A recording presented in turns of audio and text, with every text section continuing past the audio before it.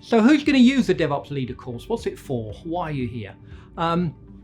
It's for people who want to learn how you make DevOps work.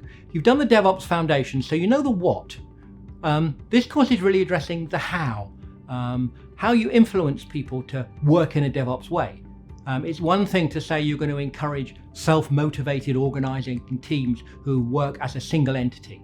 Actually getting people to do that a little bit harder. That's what this course is going to address. How you try and deliver DevOps, deliver the benefits that DevOps will bring you. So it's very much starting you on the road to how. It's not going to solve everything for you, but it's going to get you in a better mind frame with a better level of understanding to take your organization one step further down the road.